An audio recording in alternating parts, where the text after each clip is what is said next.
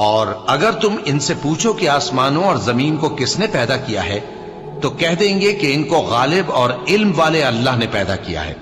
جس نے تمہارے لیے زمین کو بچھونا بنایا اور اس میں تمہارے لیے رستے بنائے تاکہ تم راہ راست پر چلو، اور جس نے ایک اندازے کے ساتھ آسمان سے پانی نازل کیا، پھر ہم نے اس سے مردہ زمین کو زندہ کیا، اسی طرح تم زمین سے نکالے جاؤ گے۔